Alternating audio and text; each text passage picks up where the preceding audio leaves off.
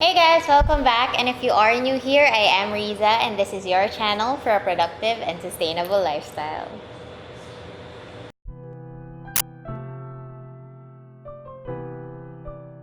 So earlier part of June, I was privileged to be one of the panelists for Coffees and Convos. It's an event organized by Tin Advincula, and it's about freelancing and how to monetize your skills and how to rate yourself as a freelancer. So it was really fun, and it was held at Altshift Co-working Space.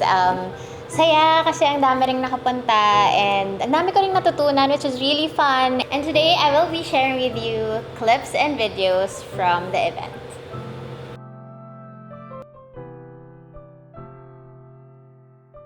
I actually built it up one step at a time. It was very slow. When I was in the hospitality industry, yun nga, parang nasawa na ako na sa cubicle, na parang feeling ko I was so restricted. Well, it actually depends on the personality of the person then kasi there are people na meant talaga sila for corporate and there are people meant for freelancing and business. So that's me. Nga, na-feel ko na I was really sucked. Kumbaga hindi ko na unleash yung potential ko sa desk. So I started thinking, ano pwede kong gawin? So I can monetize my skill, I can monetize my creativity, unleash ko yung potential ko, right? My first business was a customizable phone case brand. It's called Manila. So you can print any designs, pero sobrang mahal. It's like 2,000, 3,000 plus shipping. And they also sell Society 6. So I thought, bakit hindi ako magdala sa Philippines ng affordable and preppy and creative. So that was my first business.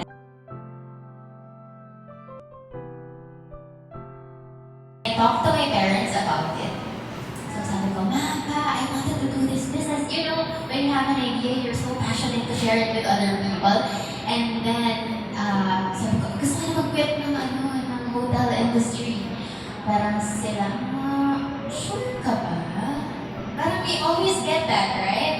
But I think I would say I'm really grateful for the support system I had. My family, my friends, my ex-boyfriend na husband ko na ngayon. Ayun. They were very supportive. Parang sasabihin lang nila na, sure ka ba? Parang, kaya mo yan.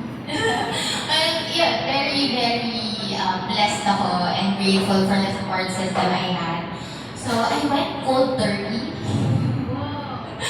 with my hospitality industry job. And so, yun, capital, you were asking about capital. I used up my savings from my corporate world, from my corporate job, and then I also borrowed money from my parents. Actually, medyo frowned upon siya. So, huwag kang hihiram ng pera sa kakilala mo or huwag kang hihiram ng pera sa family mo. But, my practical advice is, why not? Babayaran mo naman sila and you can also offer interest anyway. So, if you are looking into, kasi laging sinasabi sa kanya, I can't start a business because I don't have capital. Or, I can't start a business because my parents doesn't allow me to do so. Pero, yes, we have to respect our parents and the thoughts of our friends and family, but who else can make your dreams come true? Who else can make your goals come true, right? Ikaw lang din naman eh. And what else can you lose, right? The most you can lose is maybe money. Baka mapahiya ka ng konti sa una mong business if it fails. But you know what? Failure is good. So if you want to start, you guys, you have to start it now because I look at you and I see you're so young and I see passionate individuals right here. That's why you signed up and paid for it, right?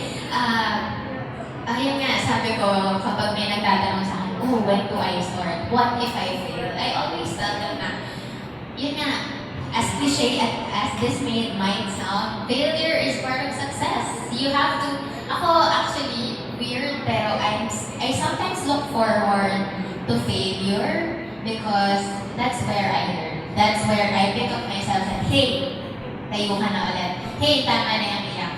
I mean, it's okay to cry. I cry, I don't know, once a week.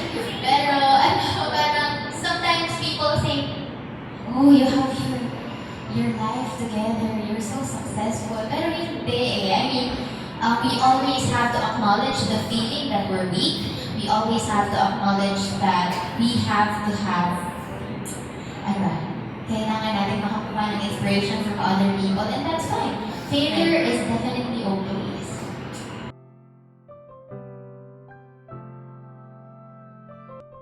I actually applied for food and beverage attendant. So I was a server at a certain hotel, and they were telling me na, you're ititrain ka for a week, and then we'll tell you if it's a go or not. So yeah, super passionate, you're young and naive, and okay, super energetic, blah blah. And then so after a week, the food and beverage manager called me into his office, and then he told me that, sorry, you're not good enough. So, grabe talaga. Grabe talaga. Parang, sorry, I don't think walang hilot man lang muna before going there. Plus, sorry, but you're not good. Ganun naman yung pagkasabi, sorry, but I think you're not good for the position. Tapos parang ako talaga parang may dreams, super crush. I was during my commute sa bus, alam niyo yung drama ng pag nasa bus ka, umiiyak ka, nandun ka sa window. What am I doing with my life? I really want this. Pero it's then I realized that baka hindi ito yung department for me. So, yun. Sometimes you also have to assess yourself that is this really good for you? Is this really for you? Is this path for you? It's then you realize na, yun nga sabi ko, when you fail, it's a lesson for you to check yourself. Right? Para saan ba talaga?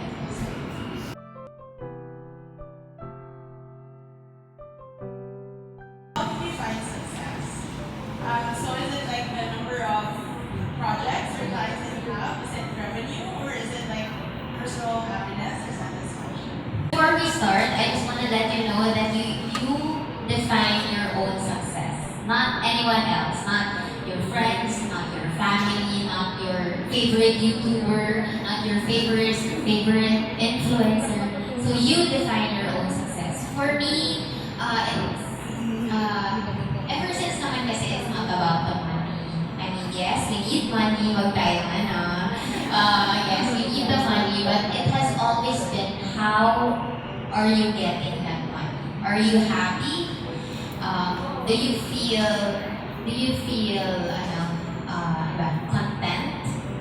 Is that clean money? Is that from a happy client? I mean, I always get kilig when I get DMs on Instagram for Lana Beach. Sobrang love ko nung DNA repair. My life, there is none. So, I mean, I think that's how I define success. It's about me assessing myself. Am I happy? Are my clients happy? Siguro ganun yung success ko for me.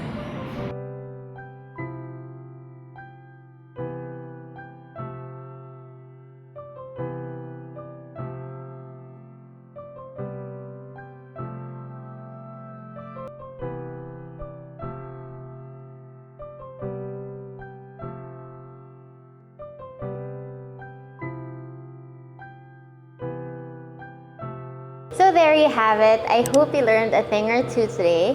So don't forget to like, comment, and subscribe, and I'll see you on the next one.